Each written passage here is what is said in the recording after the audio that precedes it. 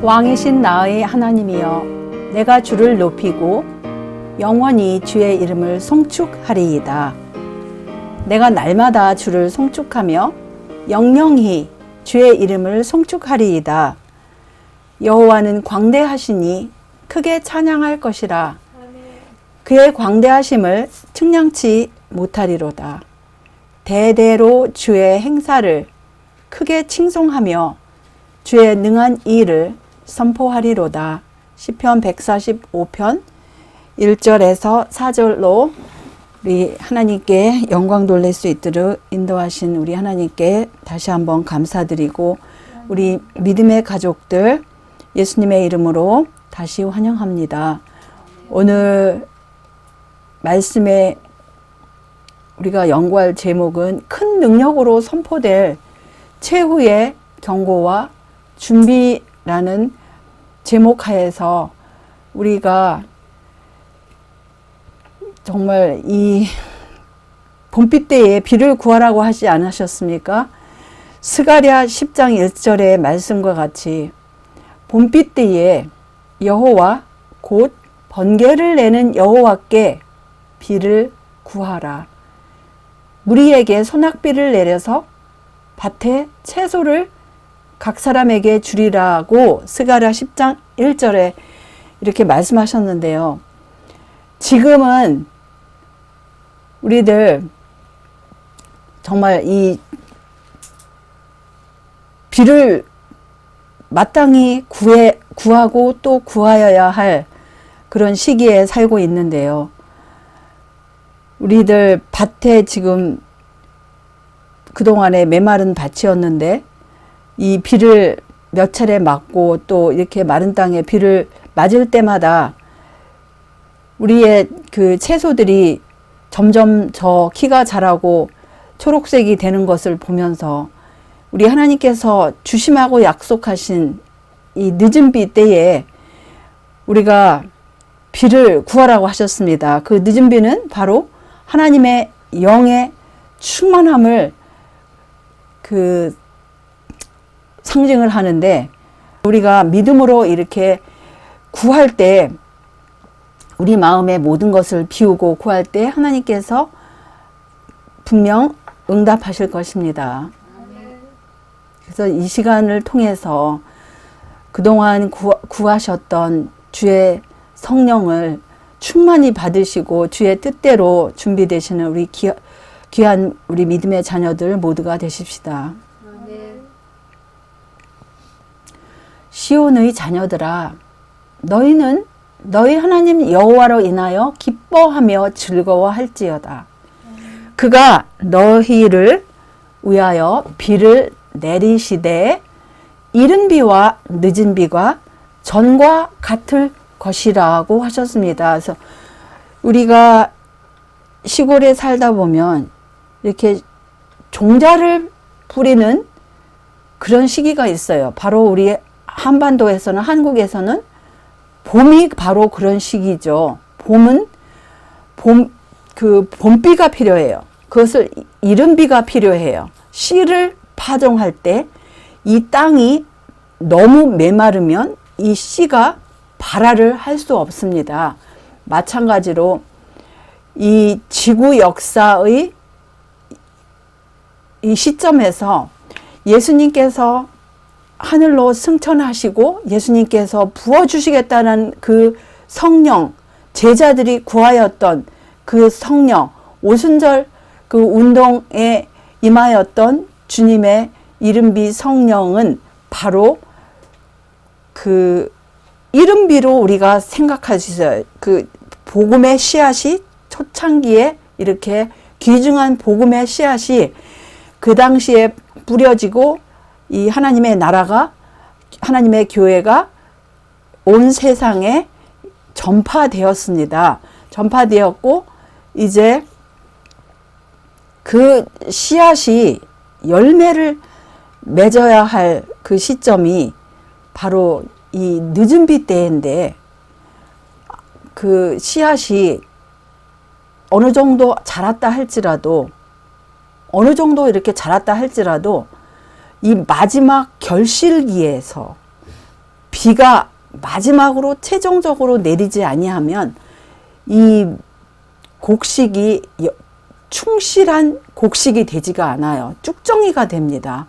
그래서 마찬가지로 이 하나님의 자녀들이 하늘 곳간에 들여주기 위해서 그 영혼에서 마지막으로 결실해야 할, 곡식으로 결실해야 할 그 시기가 바로 늦은 비 때인데,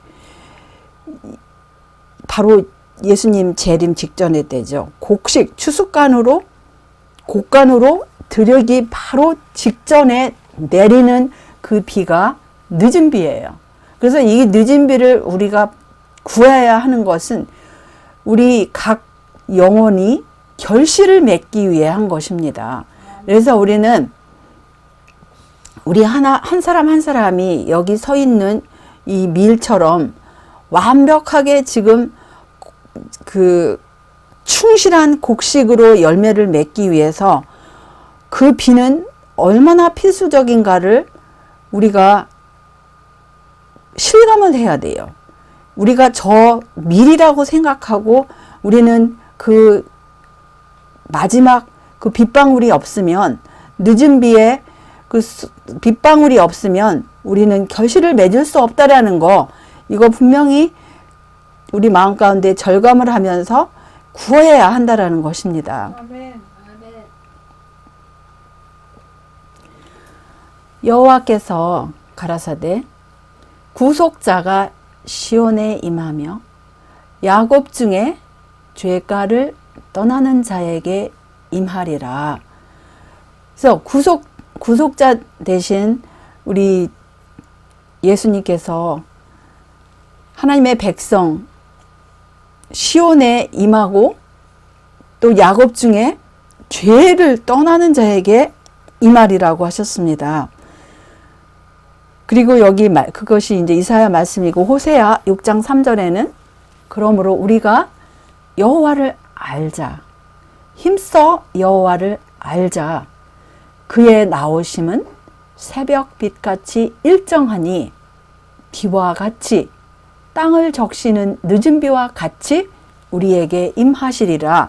그래서 예수님께서 공중에서 재림하시기, 그 재림 장면 이전에 우리가 그분의 영의 그 단비를 우리가 충만히 받았을 때에, 받고 죄를 떠나고 정말 온전히 하늘과 하나가 된 그런 상태가 되었을 때 예수님께서 주님의 자녀들을 데리러 오실 것입니다. 여기 보시면 길르앗에는 유향이 있지 아니한가?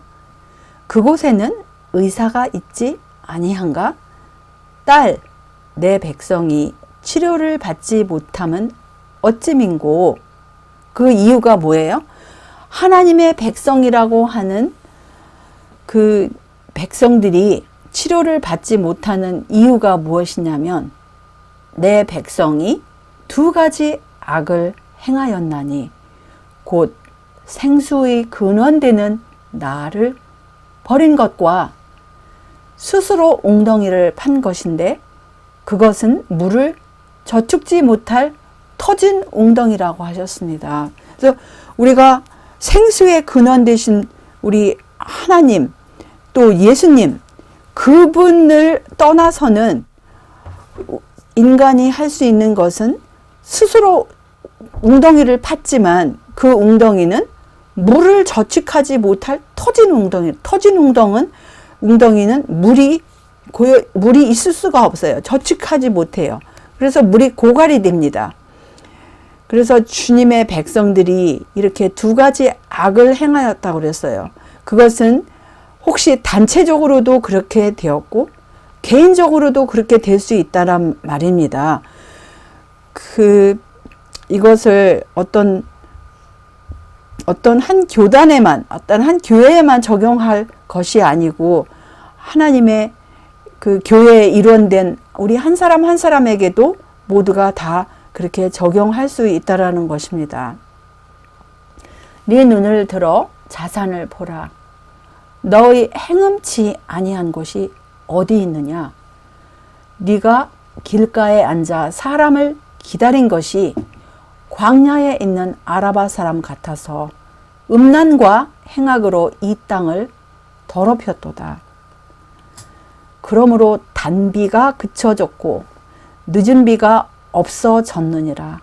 그럴지라도 네가 창녀의 낯을 가졌으므로 수치를 알지 못하느니라 라고 예레미야 3장 2절 3절에서 이렇게 한탄을 하셨는데요.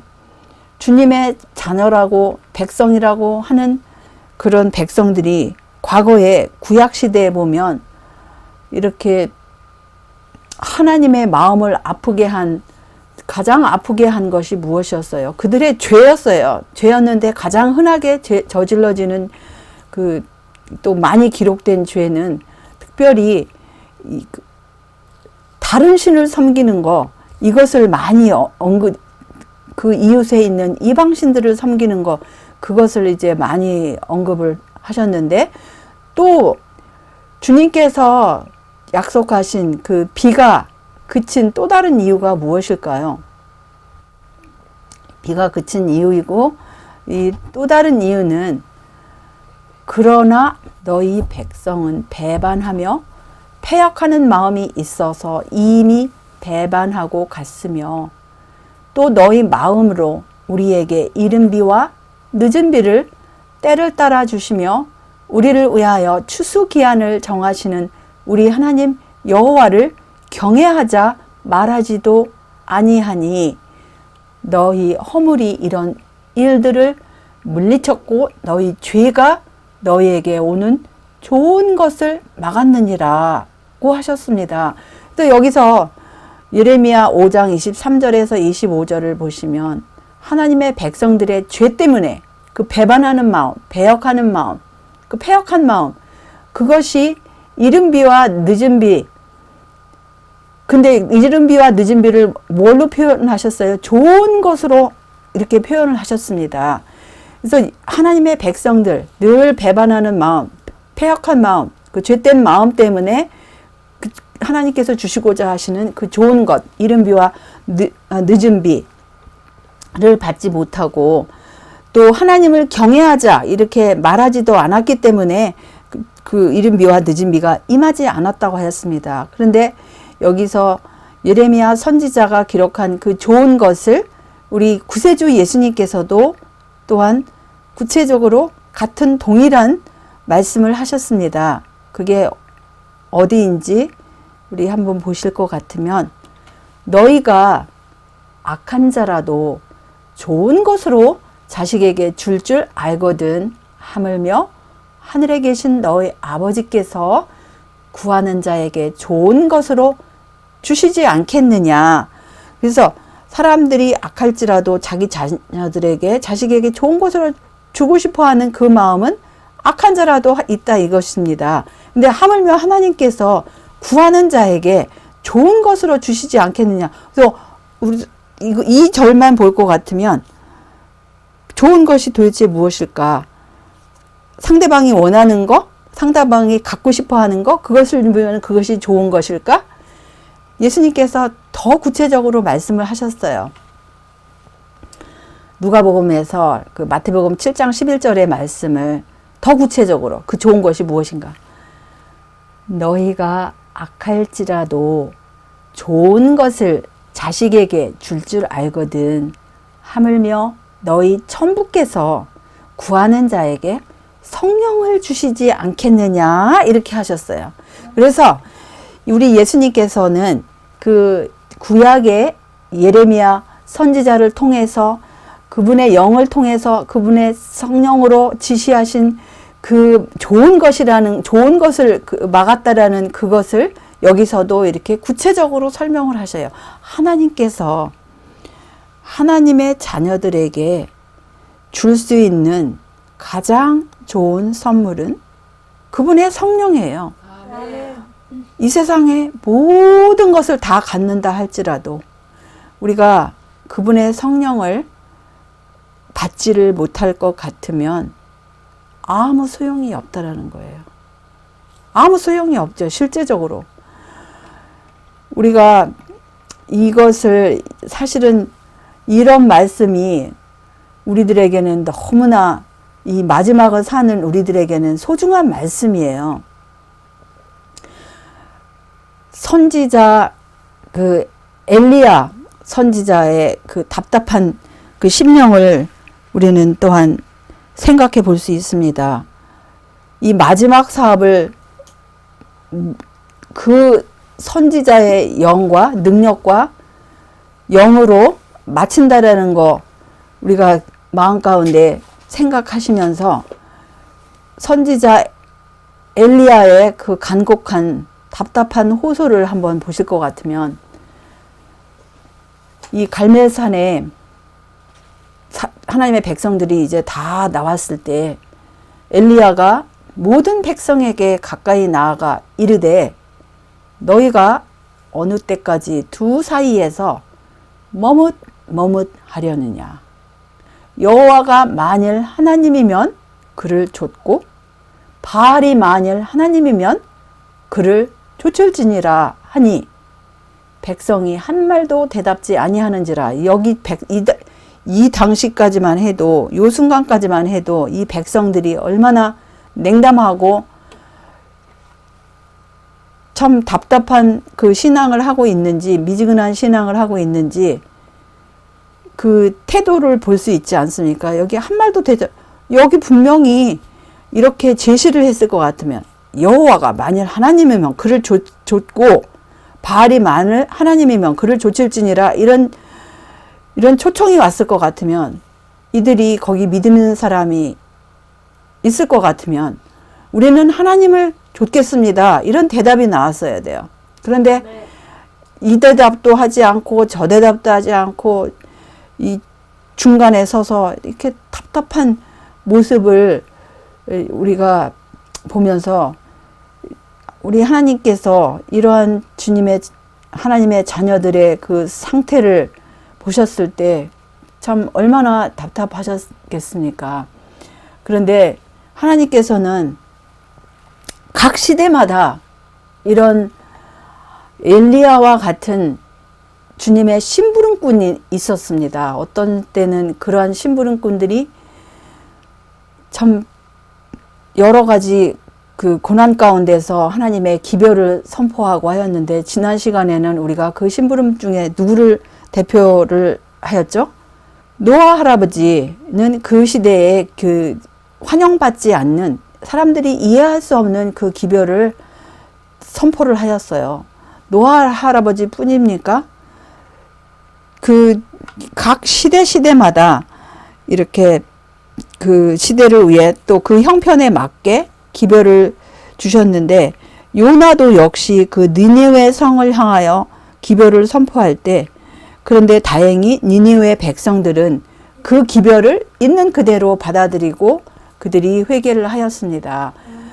그런데 그렇게 환영을 받지 아니하고 대부분의 그 기별자들은 그 환영받지 않는 그 기별을 인기가 없는 그 기별을 그래도 전해야 되는데 대부분의 사람들은 우리 영감의 글을 볼 것 같으면 부드러운 말 듣기는 좋아한다 그랬어요.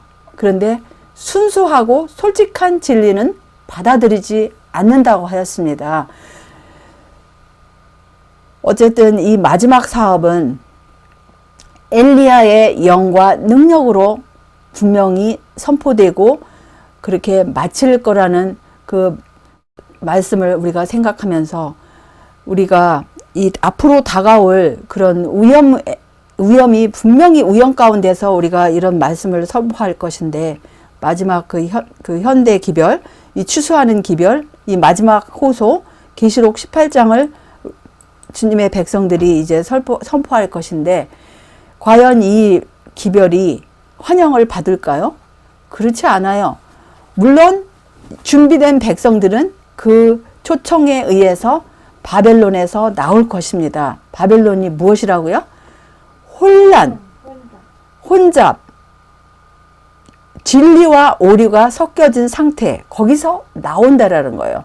그래서 이 추수의 기별, 마지막 호수의 기별이 계시록 18장 이 마지막 초청에서 내 백성아 거기서 나와 그의 죄에 참여하지 말고 그의 받을 재앙들을 받지 말라라는 초청에 분명히 응할 백성들이 있을 것입니다. 아멘. 그래서 우리가 이 기별은 마지막으로 주님의 백성들 이제 곳간에 드리기 위해서 선포할 그 기별인데 계시록 이 18장 예언이 곧 성취될 거라는 그 영감의 글을 한번 보실 것 같으면 계시록 18장의 예언은 곧 성취될 것인데 셋째 천사의 기별이 전해지고 있는 동안에 또 다른 천사가 큰 권세를 가지고 하늘에서 내려올 것이다. 땅은 그의 영광으로 환하여 들 것이다. 헌신한 인간 도구들을 주님의 영이 매우 은혜스럽게 축복할 것이므로 남녀들과 아이들이 그들의 입술을 열어 찬양과 감사를 올릴 것이며 물이 바다를 덮음같이 그분의 탁월한 영광으로 땅에는 하나님을 아는 지식이 가득하게 될 것이라고 여기 영문교회지남에 기고한 그 내용을 우리가 볼 수 있는데요. 물론 다른 곳에서도 이것이 이제 똑같이 인용이 된 그런 곳들이 있는데 어쨌든 원출처는 여기입니다. 그래서 이것이 곧 성취될 것인데 이때에 내 백성아 거기서 나오라. 그 바벨론의 죄에 참여하지 말라라는 그 기별뿐만 아니라 이때에 이루어질 사업이 여기서 나와요. 하나님을 아는 지식. 이것은 너무나 광범위해요. 그리고 이거는 자세한 부분으로 들어가면 들어갈수록 구체적입니다. 그냥 막연한 지식이 아니에요. 하나님에 대해서 하나님의 그 본성과 하나님의 품성과 또 하나님의 개성과 또 하나님은 과연 어떤 분이신가 뿐만 아니라 몇 분이신가도 포함이 되는 거예요. 기초적인 것들. 기초적인 것뿐만 아니라 우리가 말씀을 이 하나님을 아는 지식을 깊이 들어가면 들어갈수록 하늘이 높은 같이 점점 높아지고 바다가 넓은 같이 점점 넓어지는 것을 알 수 있는데 여기서 하나님을 아는 지식 가운데서 가장 기초적인 거 하나님은 성경에서 몇 분이라고 하셨어요? 하나님은 한 분이라고 하셨어요. 왜냐하면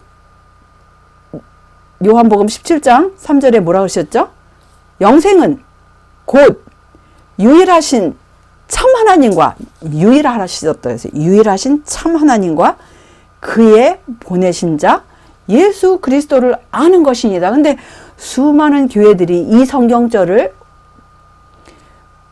외우면서도 그 성경절 자체가 무엇을 시사하는지를 모른다라는 거, 이것은 참으로 답답한 거죠. 그래서 성경의 하나님은 분명히 유일하신 참 하나님이 계셔요.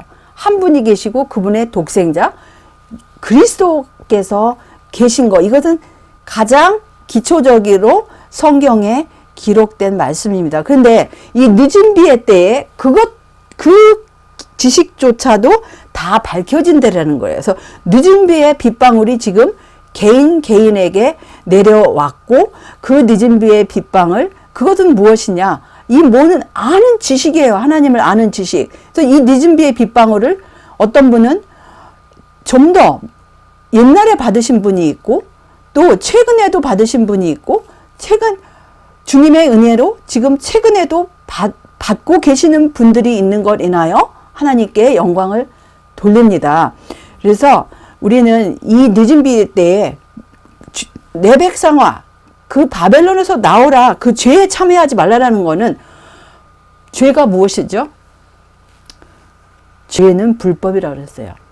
요한일서 3장 4절에 죄는 불법인데 그 불법이 무엇이냐? 무슨 법을 깨뜨렸다는 거예요? 하나님의 법, 하나님의 계명, 하나님의 십계명의 법 가운데 특별히 너는 나 외에 다른 신을 내게 있게 말지니라는 그 다른 신을 섬긴 거, 다른 신이 기독교의 지금 편만한 다른 신은 삼위일체 신이고 또 삼위일체 신을 안 믿는다 할지라도 하나님 이외에 더 높이 숭상하는 사람이라든지 물건이라든지 이렇게 되면 다른 신이 된다라는 거예요. 우상이 된다라는 거예요. 그래서 우리가 하나님을 아는 이 지식, 이것이 늦은 빛 때에 온 세상에 이렇게 널리 퍼질 것인데 이 기별은 그때만이 퍼지는 게 아니에요. 이것은 지금 현재 온 세상에 모든 지역에 전파되어야 할 기별이라고 하였어요. 지금 전파해야 돼요. 셋째 천사를 뒤따르는 천사의 기별은 지금 세상의 모든 지역에 전파되어야 한다. 그것은 추수의 기별이 될 것이며 온 세상은 하나님의 영광으로 환하게 될 것이라고 하셨습니다. 그래서 이 기별은 셋째 천사의 기별은 그동안에 1844년 이후로 계속 선포되어 왔고 끝까지 선포될 기별이고 거기에다 힘을 더하고 또 그 뒤를 셋째 천사에다가 셋째 천사가 점점 더 큰 소리로 고조되는 그것을 또 이 다른 천사 네 번째 천사로 이렇게 표현을 하였는데 이것으로 인해서 그 하나님을 아는 지식이 온 세상에 그 널리 선포될 것입니다. 그리고 이 기별은 그 마지막으로 임할 이 지구상에 임할 그 7재앙을 위해서 힘을 하나님의 백성들에게 힘을 주시기 위해서 계획하신 거예요. 그것을 우리가 어디서 볼 것 같으면 예수님께서 마지막으로 십자가의 십자가뿐만 아니라 겟세마네 동산부터 사실은 예수님은 아버지의 그 임재로부터 점점 분리한다라는 그런 무서운 경험을 하셨는데 그 마지막 무서운 고난을 위해서 힘을 얻으신 그것이 어디입니까? 예수님께서. 맞아요. 엿새 후에 예수께서 베드로와 야고보와 그 형제 요한을 데리시고 따로 높은 산에 올라가셨더니 저희 앞에서 변형되사 그 얼굴이 해같이 빛나며 옷이 빛과 같이 희어졌더라. 때에 모세와 엘리야가 예수로 더불어 말씀하는 것이 저희에게 보이거늘 베드로가 예수께 여짜와 가로되 주여 우리가 여기 있는 곳이 좋사오니 주께서 만일 원하시면 내가 여기서 초막 셋을 짓되 하나는 주를 위하여 하나는 모세를 위하여 하나는 엘리야를 위하여 하리이다. 자기가 무슨 말을 하는지 모르죠. 여기 지금 베드로가 말할 때에 호련히 빛난 구름이 저희를 덮으며 구름 속에서 소리가 나서 가로되 이는 내 사랑하는 아들이요 내 기뻐하는 하는 자니 너희는 저희 말을 들으라. 지금 예수님께서 공생애를 시작하실 때에 무엇을 침례 요한으로부터 받으셨습니까? 침례를 받으셨을 때 바로 그 물에서 올라오는 순간에 하늘에서 같은 음성이 들렸습니다. 너는 내 사랑하는 아들이요 나의 기뻐하는 자니 너희는 저희 말을 들으라는 그 같은 음성이 하나님의 목소리를 분명히 예수님께서는 들으시고 예수님께서 이 하나님 아버지께서 함께 하신다라는 그 인을 도장 그 확신의 말씀을 처음 그 공생의 시작부터 들으셨고 이제 공생의 그 마지막 사업 십자가에 돌아가시기 전에 하나님께서 예수님을 또 이렇게 힘있게 하셨어요. 이것은 왜 중요하냐? 예수님이 하나님의 정말 독생자냐 아니냐 이걸 놓고 대제사장도 또 그것뿐만 대제사장뿐만 아니라 이 수많은 사람들이 예수님이 나와 아버지는 하나이다 하니까 사람들이 돌로 치려하고 사람들이 예수님이 하나님의 아들이라고 이렇게 진리를 선포하니까 나는 하나님의 아들이라고 그렇게 말씀하실 때마다 그 말씀을 믿지 않는 유대인들은 예수님을 늘 죽이려고 하였고 늘 참남하다고 하였고 그 말을 믿지를 않았어요. 그런데 마귀조차도 네가 만일 하나님의 아들이거든. 그러면서 예수님이 하나님의 아들이 마치 아닌 것처럼 도전하는 그것이었어요. 그런데 예수님은 다른 거가 다 필요 없었어요. 하나님이 함께 하시고 나는 정말 하나님의 아들이고 이것이 예수님에게는 가장 큰 힘이었습니다. 그것이 예수님으로 하여금 마지막 시험을 통과케 할 수 있도록 힘을 주시기 위해서 하나님께서 그렇게 하늘로서 말씀을 하셨는데요.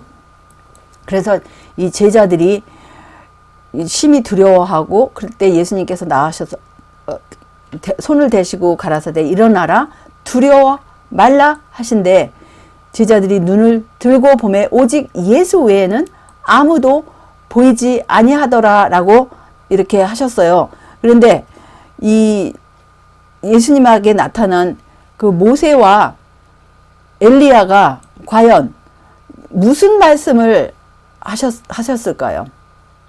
모세와 엘리야가 예수로 더불어 말씀하는 것이 저희에게 보이거늘 과연 그 변화산에서 무슨 말씀을 하셨죠? 다른 복음에서 구체적으로 말씀하세요. 누가복음에서 분명히 9장에서 말씀하십니다. 장차 예수님께서 예루살렘에서 무엇 하실 것을? 별세하실 것을 말씀하셨다 그랬어요. 누가복음 9장 30절로 31절에서 그거를 분명히 이 누가복음에서는 이제 말씀을 하셨는데요. 아무튼 우리가 이런 말씀을 볼 때 이 늦은 비는 바로 이 예수님의 이 경험, 변화산의 경험과도 같은 거예요. 그동안에 받아왔던 그 성령으로는 부족해요. 그동안에 받아왔던 그 성령의 빗방울 가지고는 이 시련의 때를 위해서 하나님의 백성들이 충족하지가 않습니다. 그 충만한 그 성령의 충만함으로 채워졌을 때에 그 고난이 두렵지가 않고 죽음이 두렵지가 않지, 그렇지 않고는 그 시련의 때를 하나님의 백성들이 통과할 수가 없어요. 그래서 하나님께서 그 시련의 때를 위해서, 그리고 온 세상에 반대하는 하나님의 백성들을 반대하고 투옥시키려 하고 죽이려 하고 그러는 세상을 대항하여 이 기별, 내 백성아 저희 죄에 참여하지 말고 그곳에서 나오라고 외칠 수 있는 담력을 줄 수 있는 거예요. 담력을 주고 그 기별을 이제 먼저, 그러니까 이 늦은 비에 참여하기 위해서는 먼저 진리가 무엇인지를 알아야 돼요. 알지도 못하면서 거기서 나오라고 자기도 바벨론 가운데 있으면서 자기도 죄 가운데 있으면서 어떻게 나오라고 외칠 수가 있어요. 그래서 우리는 우리 생애 가운데, 우리의 사상 가운데 혼잡스러운 거, 혼란한 것들, 이거 다 정립이 되어야 합니다. 우리가 이론적으로 뿐만 아니라 우리가 모든 이 사상에서, 우리의 또 감정에서 이 모든 것들이 순수하게 정말 하나님의 말씀만이 남아 있어야 돼요. 그래 엘리야처럼, 엘리야가 온 그 이스라엘이 엘리야를 대항하여 섰고 그 왕은 이제 거기서 하나님께서 함께 하시는 그 능력이 나타나지 않으면 엘리야는 그 자리에서 갈멜산에서 그냥 죽었을 거예요. 그거 뻔할 뻔지 아니에요. 3년 반 동안 엘리야를 잡아 죽이려고 온 나라가 이잡듯이 그렇게 나라를 뒤지고 다녔는데 거기서 하나님께서 능력으로 역사하시지 않았을 것 같으면 엘리야는 그냥 거기서 그냥 순교를 할 수밖에 없었는데 하나님께서 거기서 크게 역사를 하셨습니다. 그래서 엘리야는 거기서 죽음을 당치 아니하고 하나님의 백성들을 주님께로, 하나님께로 이렇게 그들의 마음을 돌릴 수 있었습니다. 그래서 이 마지막 때에 엘리야의 영과 능력으로 이것을 마친다라는 거.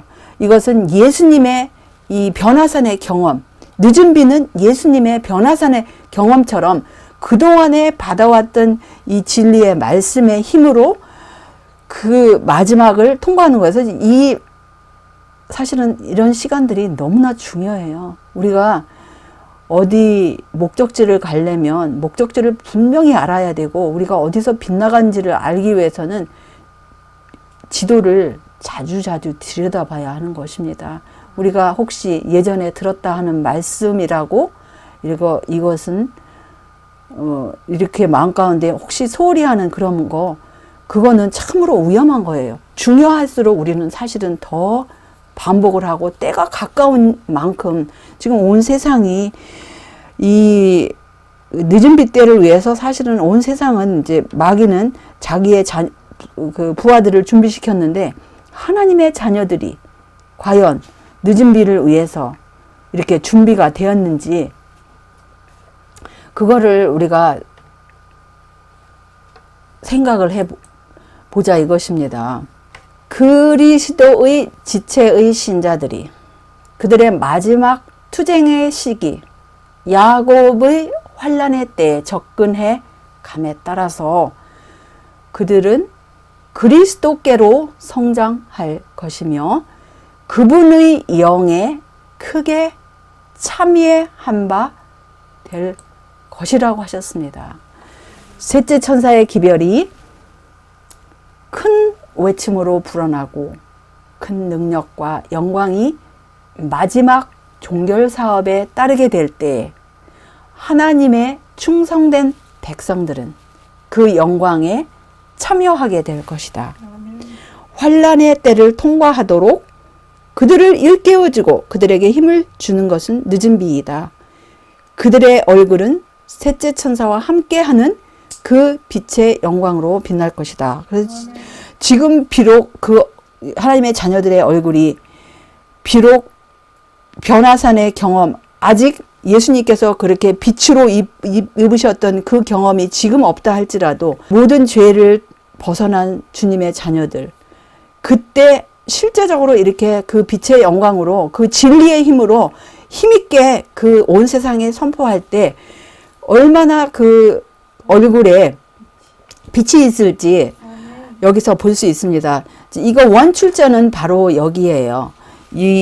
그 1862년 영문 교회 진암에 기고한 물인 그런데, 이 글을 놓고 그 한국의 그 예언의 신 여기저기서 이제 번역상, 예를 들어서 저기 그분의 영에 크게 참여한 배 될 것이를 나를 그렇게, 그게 바로 직역인데, 다른 번역들을 보면 그냥 막연하게 성령, 맞아요.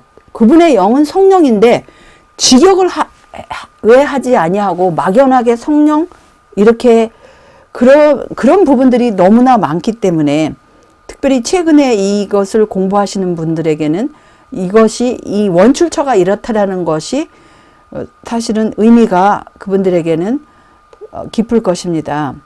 여기서 언급한 바 있는 환난의 때가 시작될 무렵이라는 말은 7 재앙이 내리기 시작할 때를 말하는 것이 아니고, 그 바로 직전, 7 재앙은 바로, 이 7 재앙이 내릴 때는 언제예요? 바로 예수님께서 지성소에서 이미 나온 시점입니다. 근데 여기서는 환난의 때가 시작될 무렵이라는 건 아직도 예수님께서 지성소에 계시는 때예요.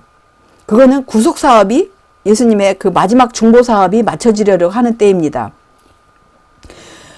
그때의 땅 위에는 이제 그래서 예수님이 구속 사업이 완전히 마쳐지면, 은혜 시기가 끝이 나면, 그때에는 땅 위에 대환란이 이르러 오겠고 열방들이 분노할 것이지만 셋째 천사의 기별을 방해하지 못하도록 저지당할 것이다라는 이 말씀, 참으로 우리에게 용기를 주시는 말씀입니다.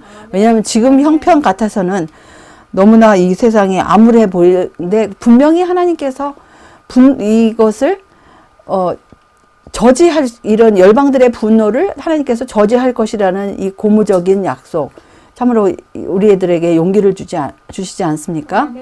그때의 늦은 비 혹은 주의 앞으로부터 아니면 임재로부터 새롭게 함이 이를 것이며 셋째 천사의 목소리를 높일 힘이 주어질 것이다.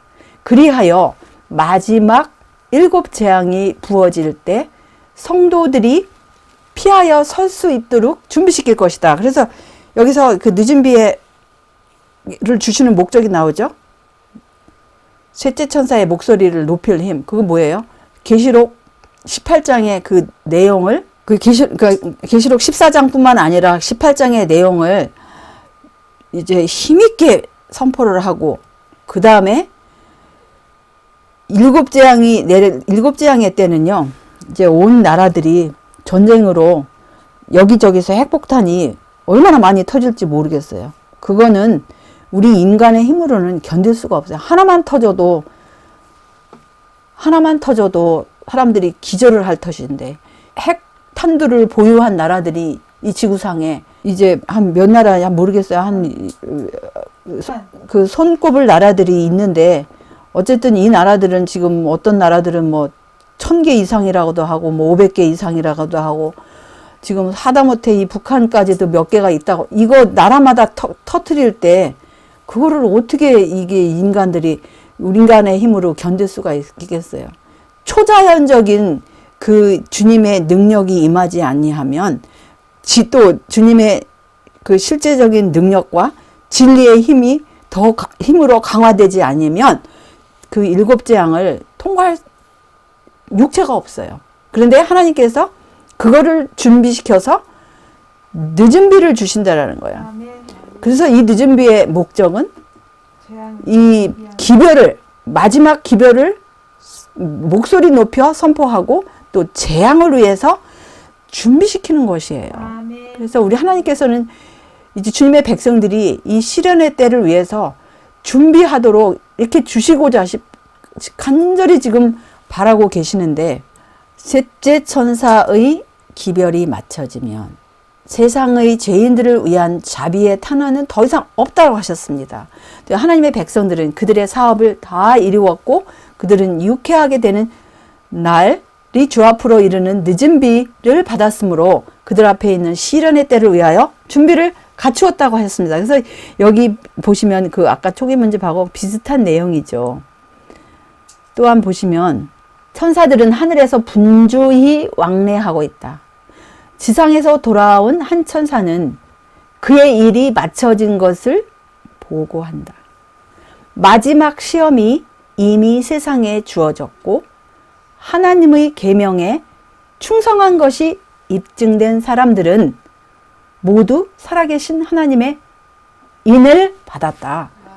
그때에 예수께서는 하늘 성소에서 당신의 중보 사업을 그치신다 그랬어요. 그래서 지금 이제 이걸 놓고 살아계신 하나님의 인을 받는 거에 대해서 좀 그동안 제가 질문들을 사실 어떤 분들에게서 이렇게 받았는데요. 살아계신 하나님의 인을 받는 두 그룹이 있다고 제가 시간을 쓴 것이 있는데 그것이 이제 우리 사이트에 가시면은 그대는 과연 어느 그룹에 속할 것인가 거기에 보시면 살아서 예수님을 영접할 그룹이 있고 또 하나님의 인을 받고 무덤 속에 들어가서 특별 부활에 일어날 그 그룹이 있고 그래서 이 살아계신 하나님의 인을 살아서 받은 사람들은 이 사람들은 14만 4천으로 살아 승천한 사람이고 살아계신 하나님의 인이 어디에 있죠? 안식일 계명을 충성하는 것이 그것이 입증이 돼야 돼요. 그래서 이것이 근데 아직 그냥 이 시험의 때 전에 죽은 사람들 어떻게 돼요? 이 시험의 때 동안이든지 아니면 그 전에 죽은 사람들은 그들이 살아있는 동안에 물론 이 짐승의 표의 때는 경험하지 않았지만 자기의 양심대로 지성과 양심대로 하나님의 계명에 되게 살아온 사람들이, 무덤에 있는 사람들은 그 사람들이 무덤에서 일어나서 특별부활에 참여해요. 근데 여기는 분명히 마지막 시험이 이미 세상에 주어졌고, 그 다음에 예수님께서 그 하늘 지성소에서 그분의 중보 사업을 마치시는 장면이에요. 그때 마지막 최종적으로 살아계신 하나님의 인을 받는 분명히 그 그룹들이 있는데, 이 사람들이 바로 14만 4천임을, 물론 오늘 제가 그거는 이제 말씀에서 보여드릴 시간이 없는데, 분명히 그것이 동일한 책에 40장에 그 말씀이 나옵니다. 이 대쟁투의 40장에 보시면 하나님의 백성들의 구원장에서 그 말씀이 나오는데요. 그래서 여기 보시면은 이 눈들이, 그동안에 눈먼 자들의 눈이 열려서 하나님의 율법을 보게 하시고, 또 하나님께서 참으로 회개하는 자의 마음 가운데 하나님의 율법을 기록하신다 그랬어요. 여기 이 말씀을 보시면은 이것도 영문 교회지남에 1904년에 이제 기록하신 기고문인데, 눈먼 사람들의 눈이 열려서 복음이 제대로 선포되면, 복음은 뭐예요? 죄로부터 구원함을 받는 게 복음이에요. 아멘. 그런데 이 복음을 제대로 이제 받아들였을 것 같으면 죄가 무엇인가를 분명히 깨닫고 하나님의 법들을, 그 거룩한 법, 의로운 법을 그대로 보게 돼요. 그래서 그동안의 생애가 하나님의 거룩한 법, 의로운 법에 따라서 살지 않았음을 참으로 회개한다 그랬어요. 근데 그 참으로 회개하는 사람들의 마음 가운데 그분의 율법을 기록하신다 그랬습니다. 그래서 그 하나님께서 주시는 그 생기를 주는 하나님의 영이 인간 대리자들을 통하여 역사하신다 그랬어요. 그래서 이것은 그 인간 대리자가 누구야? 기별을 선포하는, 그 기별을 정확하게 선포하고 전달하는 대리자들을 통해서 하나님의 영이 그 신자들의 마음이 한 마음 한 혼이 되게 한다 그랬어요. One mind, one soul이 된다고 하셨는데요. 한 마음 한 뜻이 돼서 연합하여서 하나님을 사랑하고 하나님의 계명들을 지킴으로써 여기 이 낮은 땅에서 승천을 위해서 준비하도록 인도하신다고 하였습니다. 그래서 우리 오늘 이 오전 중에 이 말씀 가운데서 정말 우리가 사는 이 시점은 너무나 중요한 시점이에요.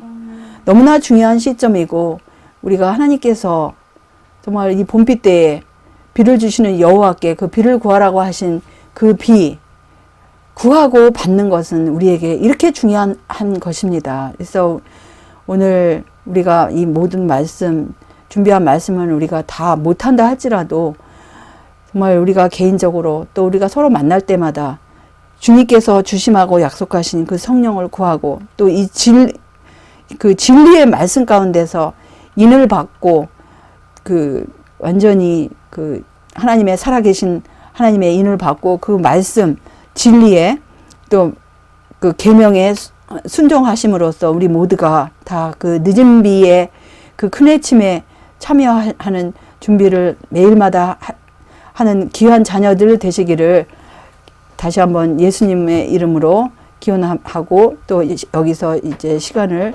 줄이겠습니다.